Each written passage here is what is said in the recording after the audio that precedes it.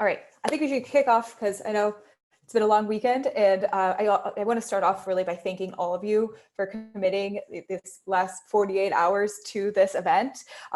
We were really blown away by the response that we received from individuals who wanted to participate. We had actually interest from over 5,000 individuals and had to somehow winnow down to 1,000 and then managed to pull off an entirely virtual event. And that was really made possible by all of you being so incredibly enthusiastic and excited and driven. And so I just want to thank you so much for that. It really has been a pleasure getting to see snippets of your progress throughout the weekend. And I'm really, really excited to see what you are presenting today. So this has been really, I think, a labor of love for a lot of the organizing team and a lot of trial and error. And we just, again, thank you for your patience as you've worked with us throughout it and as we troubleshoot what a virtual hackathon looks like. All right, so now that you've worked for 48 hours on this project, we want to just touch base again quickly on what the judging criteria is. And so what the judges will be looking for today is the impact, really, how would your project or how your solution help solve this COVID-19 crisis? Also thinking about the innovation, is this something new? Is anyone else doing it out there? Implementation, is this feasible? And then of course, your presentation as well of how it's all come together.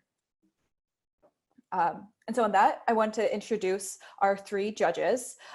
We have Paul Chang, Costa Ligris, and I apologize if I mispronounced your name, and Sarah Salaki. I actually can turn it over to each of you, Paul, if you want to start and just give a kind of a quick synopsis of who you are and where you've come from and how you got involved with the hackathon. That'd be wonderful. Yeah, sure. Thanks, Mara. So my name is Paul. I've been a part of MIT Hack the Medicine for over 4 years. I've been involved in over 18 hackathons. So I've seen a lot of different pitches, and I'm really excited to see what you guys will present. And Costa, if you don't mind going next. Sure. My name is Costa Ligris. I'm an entrepreneur, and I'm actually one of the entrepreneurs in residence at MIT. Along with Trish Cutter, I run our Delta V accelerator in the summer as well. So former recovering scientist and lawyer turned entrepreneur. Great. And then Sarah, have you been able to join? Doesn't sound like it. Okay. I'm just going to ping her very quickly. I'm here. Oh, you are here. Wonderful. Sarah, do you mind giving a quick introduction? Sure. Hi, everyone. I'm Sarah Salachi. I work for Mass General Hospital. I'm in our digital health program, overseeing our strategic initiatives and alliances. And since COVID now, a lot of operations as well. This is actually my first hackathon, both virtual and I guess not virtual, but I've been in healthcare for over 20 years in business development, commercialization, and strategy. Very excited to participate, and I'm sorry, my dogs are going nuts in the background, so I'm gonna go on mute. Great, thank you. And actually that's a great reminder. I think all of you, if you could just go on mute unless you are the presenter, that would be absolutely fabulous. Since there's a number of teams who might be answering questions, I don't wanna have to mute everyone and then one by one unmute you in order to save time. So if you could just be cognizant of remaining on mute unless you're speaking, that'd be fabulous. All right, now we are going to start off with embed. You're going to again have 3 minutes to pitch. And then after those 3 minutes, the judges will be able to ask you questions and you'll be able to respond for another 2 minutes. So each pitch presentation will be 5 minutes in total. Again, the breakdown of the 3 minutes of pitching, 2 minutes of Q&A. After embed, Project Mercury will be up directly after them. All right, and so, are you set with the timer?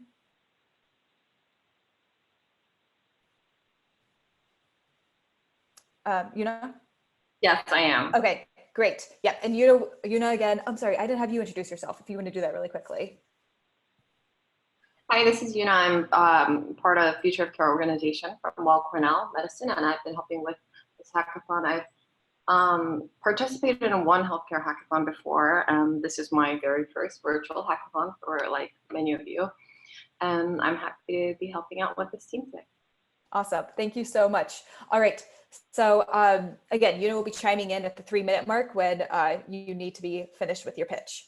All right. So with that, I'll turn it over to Embed. If you are ready, we can start right away. Sure. Thank you for the opportunity to present.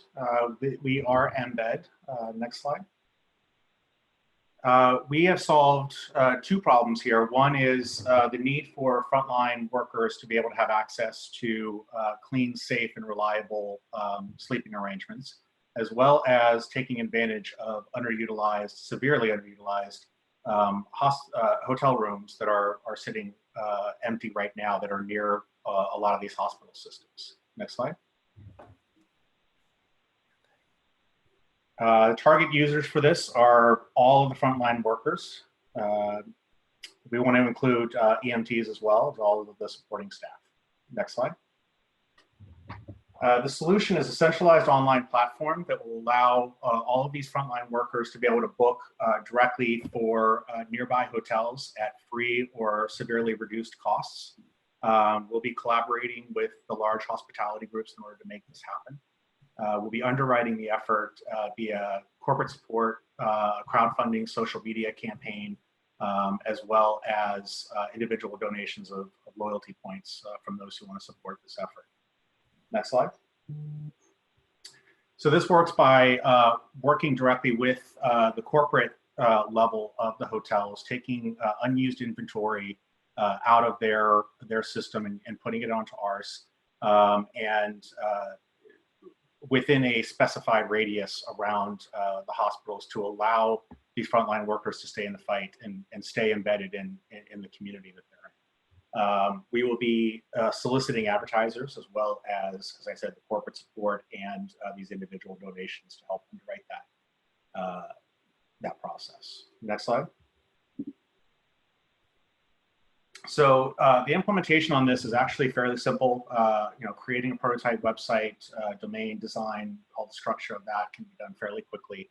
The main point of this is being able to have the connections to have very quick conversations with the right stakeholders at the hotel brands and the corporate sponsors, which our team actually does have already in place. And we've already been having those conversations around other initiation efforts that have been taken on. So I think this could be ramped up very quickly within a couple of weeks and be live. Next slide. The main differentiator between what we've seen out there in the industry is the location focus, being able to drill down to a specific radius around these hotels and being able to keep people in and have this be underwritten by the support around this industry. And I do see some feasibility around continuing this even after this pandemic, using this as to help with regional issues as they crop up, such as hurricanes or earthquakes, things like that. And next slide. And that is our team. We appreciate the time. Perfect. The time is over. Yep.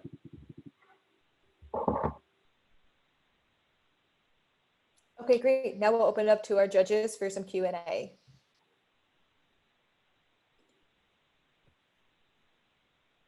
I'll go first. Have you been able to engage with any of the hotel chains or any of the corporates to see what engagement would look like, feasibility, timing, and the like? So actually, yes. My daytime role is actually to do that. I've been working with them already around this subject, overseeing assistance for a specific subset of the healthcare workers that I work with. So I already know that a handful of these are willing to do this sort of effort. They're already doing it on a localized scale. I want to bring this to a nationalized scale. Thank you.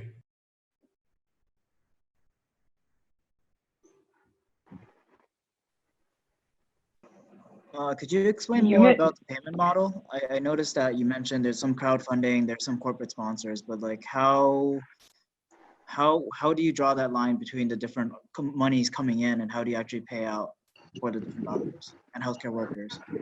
Yeah, absolutely. So I mean that model will get fleshed out as this gets more developed, but there's a bunch of different ways to fund that. Number one is having the hotels be able to charge full rate. We're just underwriting it via the corporate sponsorship or the crowdfunding, so that maybe the healthcare worker is just paying a $20 essential copay version to be able to access this, and then we're covering the remainder of that fee via these other revenue sources. In addition, we also have some in-kind sponsorships or donations from individuals. So this could be in the form of loyalty points donation, or we could also look at a later stage in-kind sponsorships by some of our partners. So let's say if there are some companies or distilleries which make sanitizers or they provide cleaning services, then they could provide these services for free or at a very subsidized cost to the hotels which partner with us, and hence this helps reduce the costs of cleaning for the hotel chains as well, and this lowers the cost as well as the price paid by our doctors for these.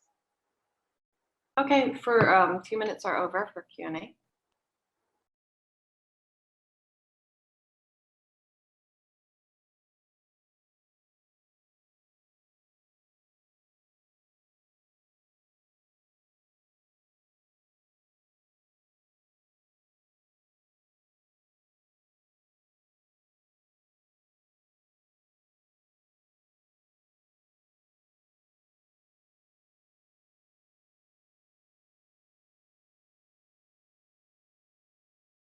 I'm sorry, I didn't realize I'd muted myself. Are folks from Project Mercury ready? Yeah. Okay, wonderful. We can get started then. And then up next is emergency I had break. a quick question about like, how did the slide clicking work? Oh yes, so when we're going through, if you just say next, I'll move on to the next slide. Okay. Got it. Thank you. All right. You're ready with the time? And Ready? Chris, you're ready? Yes. So, hi guys. My name is Chris, and we are Project Mercury. And so today we're here to address the concerns of the lack of mobility of certain medical devices. And essentially, we're trying to identify certain devices or tools that we can pack or convert into a more mobile healthcare solution. So on average, it takes a well-trained nurse around 10 minutes to set up an ICU unit. Can you click that thing one time? 3 minutes of it is to get all the equipment and the wiring. 5 minutes is to sanitize the workstation, and 2 minutes is to set up the monitoring system. And so this is an issue that my friends who are nurses are constantly complaining about. And all they really want is an ICU monitor that they can bring around with them with the patient. So transportation and adaptation of these machines is definitely an issue in the medical field. So for example, say that there are a shortage of ICU monitors in California, but there are an abundant supply in Utah. The transportation of this is going to be hard because of the mess of all these different cables and wirings and all that stuff everywhere. And so we've engineered a solution which takes the vital components of the ICU monitor. Can you click the next slide? And packages it into a modular box, compartmentalizing all the mess of cables and all the behind the scenes ports. This eliminates the setup time, and additionally, it's much easier to sanitize, and most importantly, they are constructed from 80/20 extrusion pieces, and they're readily available from like resource hardware suppliers. And in addition to our design, we've also created an infrastructure through this app, which allows our community members to volunteer their time and skills and build these modular frames. This is also our attempt to do our part in keeping unemployment down, because in the midst of this pandemic, it'll be nearly impossible to work effectively with manufacturers. And what better way to make our idea a reality than by working with the community? So material gets delivered to the certified builders. Can you click the slides? I'm sorry, I kind of lost track of the slides. And then next one. So the equipment is built by the other people. It's all outsourced. And then these frames get shipped back to the medical offices where the equipment can be put into frames and then deployed out to the field. So these nurses save time setting up medical devices, and local craftsmen gain a source of revenue, and shareholders benefit as more types of medical equipment continue to get modularized. All in all, we have developed a solution that is designed to cut down the time, and it kind of takes down all the setup, transportation, and effort time in order to use these ICU units. This concept isn't just limited to ICU monitors, and this can be expanded to a variety of other medical devices. Just remember that our goal is to help as many people in this pandemic And saving time is equal to saving lives. Click the slides. Continue going. Good. Your time is up.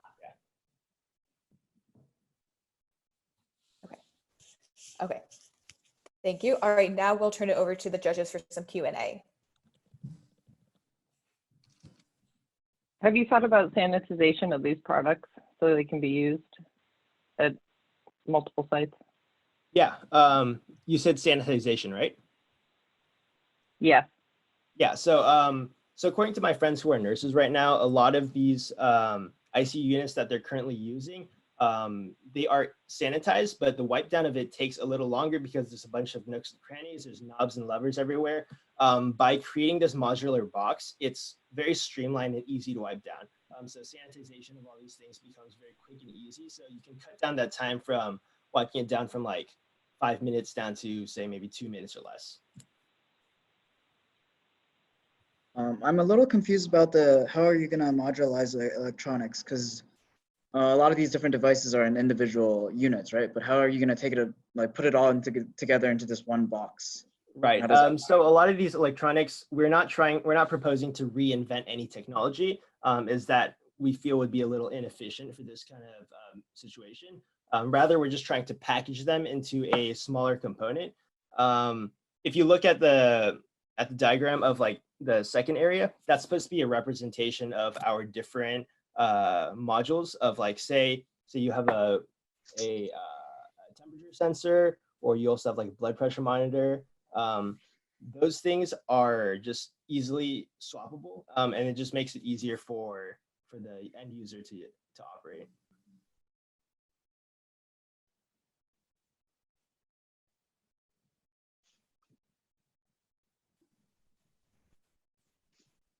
Great. All right. Any additional questions?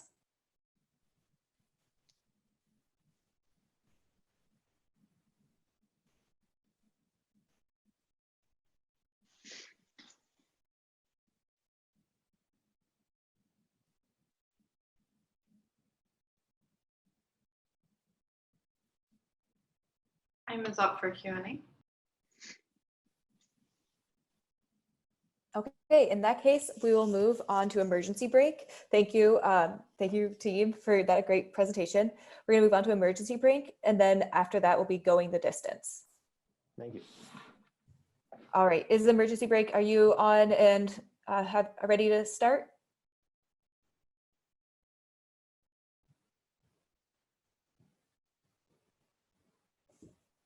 Guys, the microphone.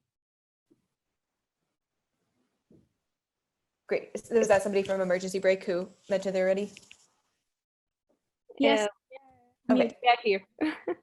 Okay, the team's there. Great. All right. Well, in that case, you know, when you are ready to go with timing, we can start. Hello, everyone. We are the emergency break team. And please, next slide. The topic that we are going to talk about today is global, because as you all know, the coronavirus pandemic affected every country, and the hospitals are now overwhelmed, and there could be a potential surge in coronavirus patients. So during our search, we found out that new spaces are being used for medical purposes, such as triage tents. The problem is that people don't know about this, and they don't know where these services are. So next slide. We are glad to present our solution, Emergency Finder, that has as end user everyone who needs assistance. But let's see it more into details in the next slide. The user can easily access this app, and in just one tap, they will be able to type the category of services that they need, and they will find the closest one, and they will also get information about how to reach that place. We envision that this can be used in every city and adapt to the opportunities and typologies of services offered there. But there's more. To be sure that the management of the tents is official, we have created a management system for the people who will have to manage and add or delete the new tents. To interact with the management system, you need to register on the platform with an email belonging to a medical institution in order to verify the authenticity of the user. So we will have a login page, a map with the pins of the tents already installed, and a form for adding a new tent. Next slide. Regarding the business plan, we choose a 3-layer software architecture made of 2 clients, one desktop for the medical user and one mobile for the common user, a server and a database. This architecture grants better security, having all communication being intermediated by a server. Next slide. The server chosen is written in Spring, a Java framework that permits to eliminate most of the boilerplate code and at a fast, reliable production code level for the urgency of the moment. Next slide. Lastly, we predict to use 3 Amazon Web Services to build a high scalable and praise-for-use software. Firstly, Elastic Beanstalk used for hosting the server, then RDS to host the database, and lastly, Cognito to host the login and registration. Next slide. This is our team. Thanks for the attention. Okay, great. We are now going to open it up for Q&A. Sure. What's the biggest roadblock for implementation? Roadblock. What's the biggest challenge for implementation? The biggest challenge is to convince the medical staff to add the pinpoint on the map. But we imagine that for the moment and for the profits of the institution, they will be glad to add the point and mark their presence on the spot.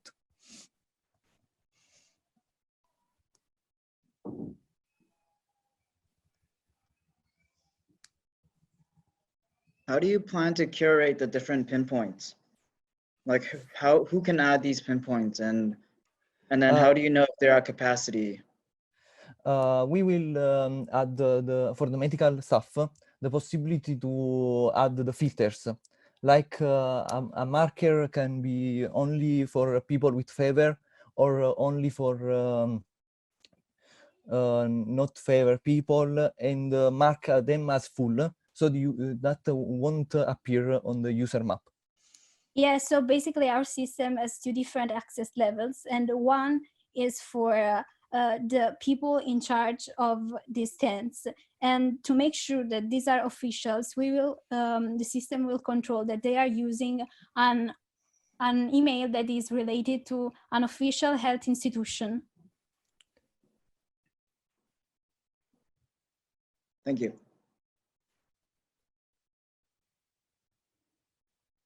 Great. Any other questions? Okay, in that case, we'll move on to going the distance. And it looks like next, our flow spaces will be up after them. So going the distance, are you available? Yep. Okay, great. In that case, we can start. Thanks, Maura. Thank you. Our solution is called Community Eats. We will reduce COVID-19 transmissions in the community by converting local restaurants into small format grocery stores. Next. The 2 main problems we're trying to address are: 1, supermarkets present a major hurdle for even the most committed social distancer. And 2, restaurant closures and revenue losses are decimating local small businesses and staff. Next. According to surveys, 83% of shoppers in supermarkets express concern about their ability to social distance in that setting. So what if we could distribute shoppers across different settings? Shopping for perishables in particular drives frequent purchasing in supermarkets, but that can be easily transmitted into restaurants who can leverage existing supply chains to serve as an alternative option. Next. Let's take, for example, Atwood Tavern. Atwood Tavern is a local Cambridge restaurant that doesn't have significant infrastructure. They could repurpose themselves as a small format community grocery store where they prepare orders like meal kits based on their menus and grocery packages. Now let's take a look at Kelly. Kelly lives in the neighborhood where Atwood Tavern is. She used to go there. She really enjoyed it. She wants to continue to support small businesses during this tough time. and she still wants to enjoy the turkey avocado burgers that she used to eat at Atwood all the time. Kelly can log into our platform and select desired products for next week, either meal kits for dinners or things like fresh dairy products. And then at an arranged time, she can head to Atwood Tavern for a safe curbside, roadside grocery pickup from within the safety of her car. Next.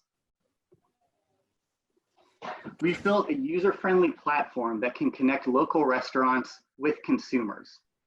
A service fee would be charged to consumers to sustain platform management costs, where consumers could go online and choose between a combination of groceries and dishes based on raw materials given to them by their local restaurant. Next. There are multiple benefits to this, both to consumers as well as to restaurants. Consumers would have decreased exposure by reducing up to 600,000 interactions that occur at supermarkets per week. They would also get a greater feeling of food security, knowing that a subscription is coming, thus reducing their hoarding behavior, and they could get the feeling of supporting their community.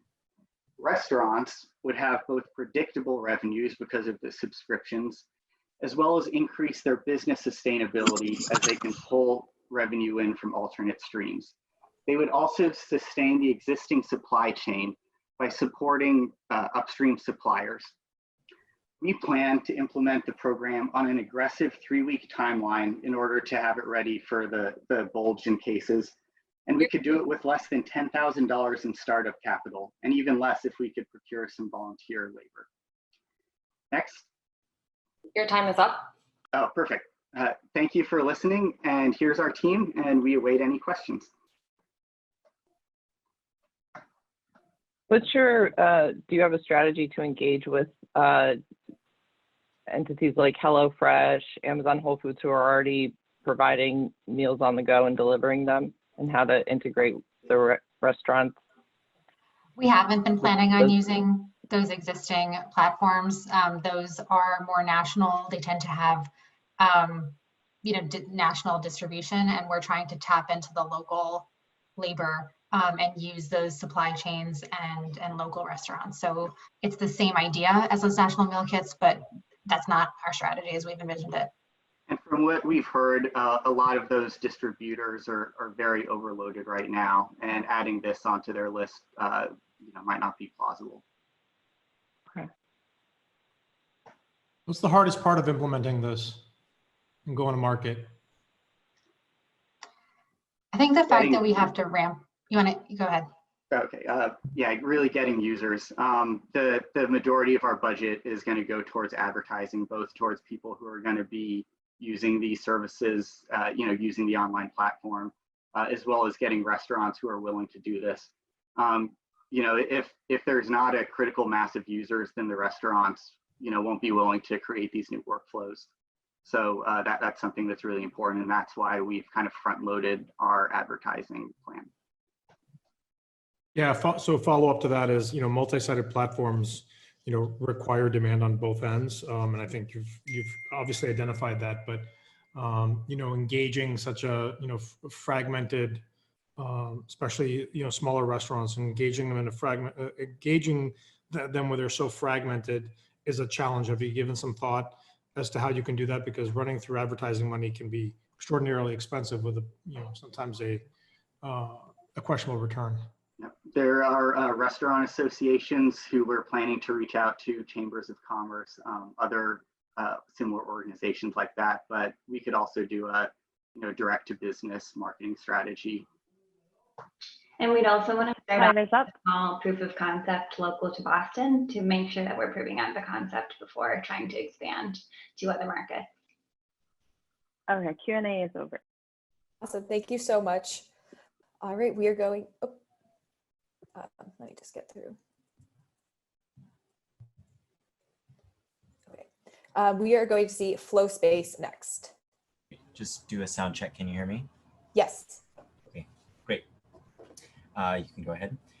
Good afternoon. We are Flow Space, a smart marketplace for finding healthcare space. Next slide. The problem that we identified is that medical professionals and healthcare organizations don't have easy access to suppliers of usable space to meet the demand of their treatment and housing needs. The effect is an inability to target and scale disease intervention efforts for themselves and their patients. Next slide. Our solution is a smart digital marketplace that sorts, qualifies, classifies, and processes bookings of potential spaces for clinical treatment and housing for medical staff and their patients. Next slide. Our model is built on the 4 pillars of intake, qualification, classification, and notification. Next slide. During intake, we ingest critical information about the space. Next slide. During qualification, we assess features of the space that can be repurposed. Next slide. Using our proprietary model, next slide, we can best determine how the space can be used.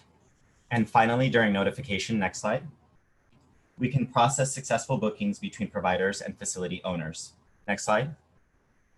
The added benefit of this model is that it actively learns about client feedback. It actively learns due to client feedback and best learnings from World Health authorities. Next slide.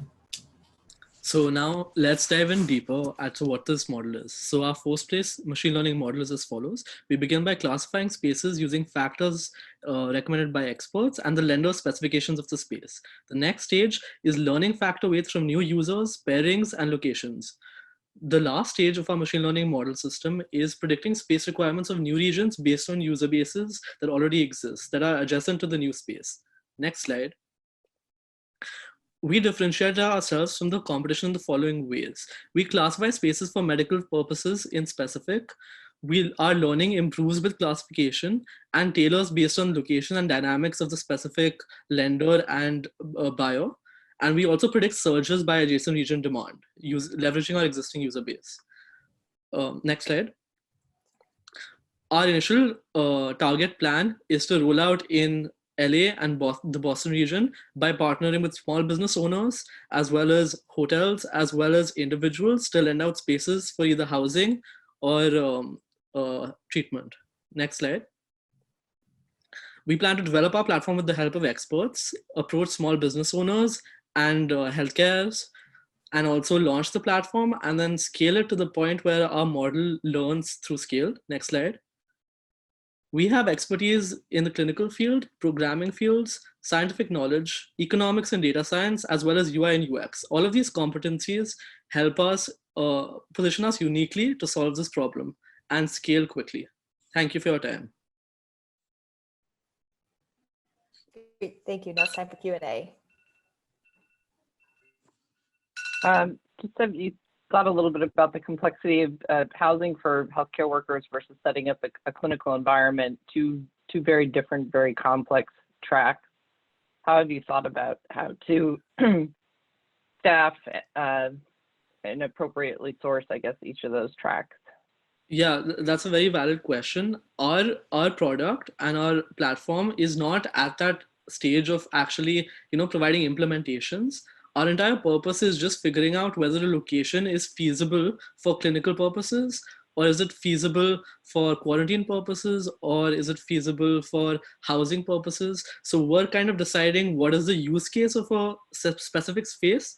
And the reason our problem is actually valuable is because we might have an abundance of individual spaces, but we don't really know how to best utilize them. And this connects the people that have space but don't know what to do, like small business owners that are hurting, their shops are absolutely empty, but no way to leverage it. And hospitals that just need space to even house their clinicians or just hold people for testing till they know whether they're COVID positive or negative. What's the incentive for people or with the entities with space to use your algorithm? Sorry, could you repeat that? What's the incentive for people with space to use your algorithm? Okay, yeah. Yeah, the incentive for them is literally money, because the hospitals would be willing to pay a fee. And our model is such that, so we figure out whether the space can do a certain criteria. We match them, or hospitals search our database for people that match with them. So if the hospital is looking for testing, then they match with the space provider.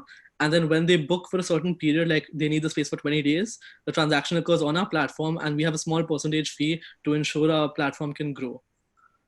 So it's like a financial incentivization, simply because a lot of people, like offices are shut down. Even if they're compensated a bit, it's going to help their bottom line. small business owners even more so, and hotels are definitely taking a beating in multiple states as per our research, in Las Vegas, in Nevada, in California, Los Angeles.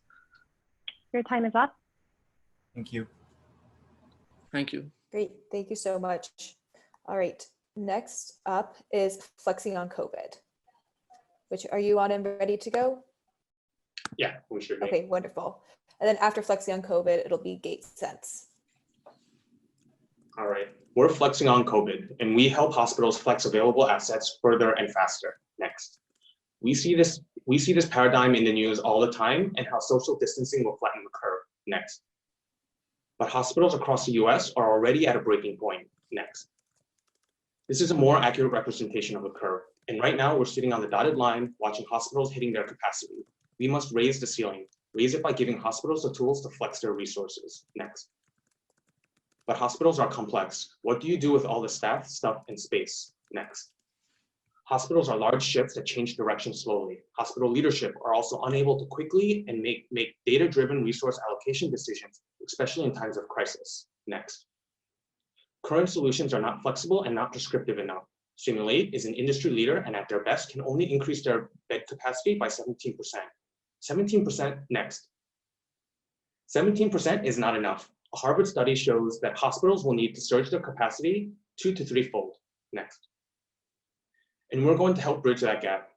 Help bridge that gap by making an optimization algorithm that will map interdependencies of staff, stuff, and space across all service lines. Our solution is standardized yet individualized. Standardized by integrating research-driven guidelines, individualized by integrating hospital-specific data. Our team of engineers have incorporated them into an optimization algorithm. Next. Healthcare providers are spread thin. We will answer the how so hospitals can focus on achieving the what it takes to achieve lives. Next. If we take a peek under the hood, we can see what's inside. The relationships in our model are based off of clinical operational knowledge with the help of Baylor College of Medicine and COVID protocols from Kaiser Permanente. Next. And is coded and prototyped on Python. Next. As for what the tool will look like, we can start on the input page where we can upload the data, visualize it, and in this case, see the total available nurses by type. Next. After running the flexing algorithm, we'll be able to see the calculated recommendations on the output page. In this example, we have recommendations on space allocation for COVID positive patients, given the relationship characterization constraints driving our algorithm. Additionally, there are recommendations highlighted at the tabs at the top of the page for staff augmentation and ventilator assignment. Next. In order to tackle the problem, we would want to make our tool quickly deployable. We would want to work directly with the hospital administration to access their data and aim to provide data-driven optimization recommendations within a span of days, not weeks. As we partner with more hospitals, we will be validating our model, discovering new functionality needs, and finding other areas to apply our tool beyond the COVID pandemic. Next. Our tool has a strong mix of backgrounds that has brought to life a functional prototype. Okay. Any questions?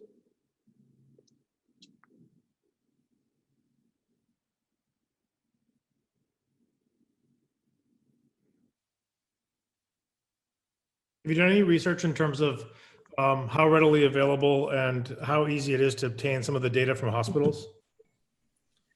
Yeah, and we also have some background information for the consultants who have worked in the hospital. And generally speaking, if you work with the IT team, you can conceptually make almost like an API to access that data. And how are you proposing to track the actual supplies? Do you put real-time location sensors on people, stuff, and is that how are you going to know where your capacity is to match it with the need, I guess? It's less about tracking in real time and more about kind of assigning roles or making the best use of something in a given time period. So example being, if we know we have a certain mix of patients coming in, how can we configure our ventilators to best serve as many people as possible? Got it. Okay.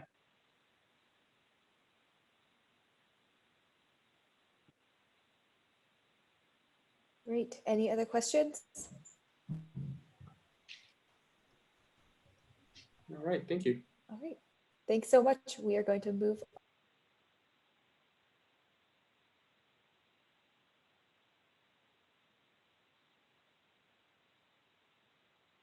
Hello, can I be heard? Yes, we can hear you. Yep. Oh. Okay, so GateSense, you're up, and then after you, Isabella will take the floor. Okay, so I'll begin. Great. So good day, my name is Joshua, and we are GateSense. Next slide, please. So currently, about 1/3 of the global population is under lockdown. However, people still need to go to central hub locations, such as groceries and hospitals. And so we need efficient ways to sanitize and monitor people entering these facilities without the need of additional personnel. Also, even after lockdown is lifted, it is important for people to feel safe and stay safe going into public locations. Therefore, how do we sanitize and monitor people in public places during and after the lockdown? Next slide, please. So our proposed solution is GateSense. GateSense is a smart and flexible and portable entryway that acts as a simultaneous sanitizing and monitoring unit. Inside this is an ethanol spray or a sink that a person can use before entering the public facility. GateSense is also equipped with thermal sensors and cameras to monitor for symptoms such as temperature, sneezing, and coughing. This information will then be sent out and analyzed through a centralized server in a healthcare or government facility. By doing this, it will enable them to track potentially growing COVID clusters. Next, I want to show the proposed physical design. So in the first design is the panel model. This features a simple and modular structure that forces social distancing upon entry into the gateway. Inside are the thermal sensors that checks for temperature. And in the case of people with mild symptoms, they have to stamp themselves in order to access the facility. Next slide, please. The next design is the capsule design that features automated doors to avoid contact and wheels for portability. Upon entry, simultaneous scanning of symptoms and ethanol spray sanitation occurs with the data on screen and sent to central servers. It includes monitors both outside and inside for displaying the temperature of the person, which is viewable to himself and others around him. If the person exhibits symptoms, a small alarm will sound, and he is recommended to visit the nearest healthcare facility and advised to maintain a social distance. Next slide. So our main stakeholders will be the government, hospitals, grocery stores, public transport stations, and company buildings. They would want to get our product to ensure the safety of people visiting their facility and ensure the safety of their own workers. Next slide, please. So here is an overview of the cost. Our first design costs less, but the added functionality and portability of the second design also makes the price worth it. Furthermore, this is based on US labor cost, and so it will be much lower in other countries. And finally, next slide, please. We are a diverse team of scientists, engineers, architects, and designers coming from different parts of the globe, such as the Philippines, India, Japan, and the US. Therefore, we are confident that with our expertise, we can implement this not just in the States, but also in our own respective countries. Thank you. Talk to me about supply chain for this, how you're going to source materials, time to build, time to implement, time to scale. So the thing is, we are planning to sell this as a design. So we have both options. If first we can actually guide people on how to build these designs, on how to get the materials sourced, and so that basically the labor cost can be reduced. As in countries like India, I'm from India. The labor cost is pretty low, so that will also bring down the cost. And sometimes makeshift materials and panels can be used, which can again enable the modularity of the system. Sorry. Who owns the data generated from this? Please come again. Who would own the data generated from this? We plan the government service to handle this, because again, the government is pretty much included if a healthcare person needs to be around the area if there's a patient which has like a really high body fever. So the government hospitals need to be there to isolate him and quarantine him. So I think government should have the data.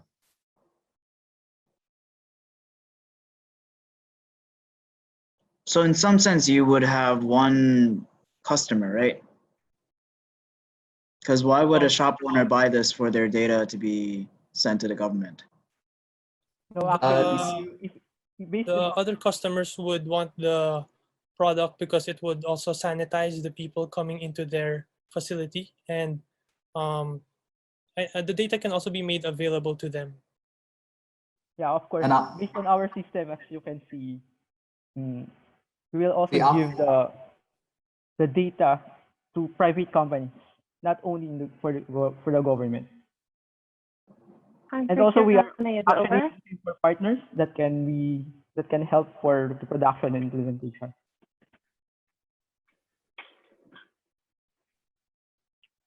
Okay, time is up.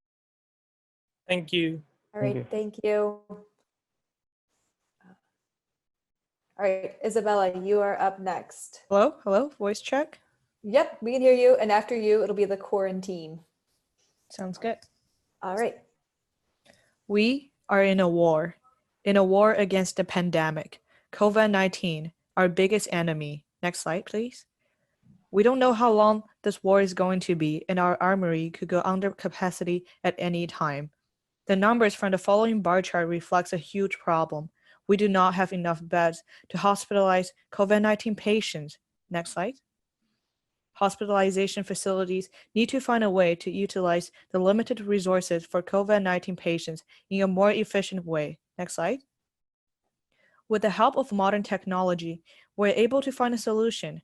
Isabella is a machine intelligence program that will make ventilators and bed arrangement recommendations to optimize space allocation, given a photo or video input of the physical room. Next slide.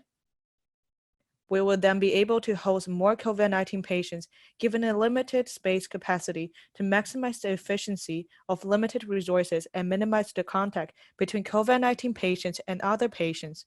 Isabella can be used in two ways. First, reorganize the current emergency departments to improve its capacity. And second, converting empty spaces into hospitals. The user just simply uploads a video or photo of the physical room, and Isabella would do the rest. Next slide.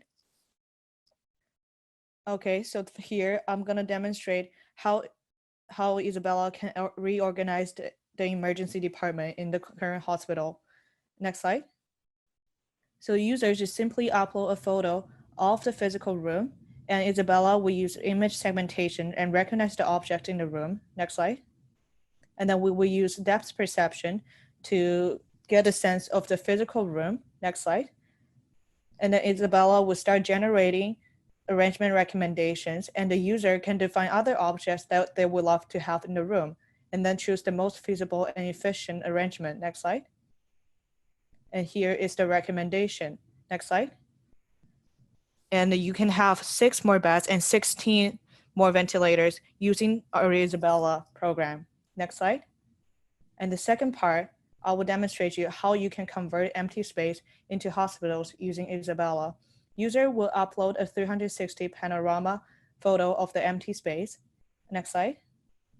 And then Isabella will convert panorama into a 3D map, and then it will go through the same process. Next slide. And then finally, it will generate a recommendation of bed and ventilator arrangement. Next slide.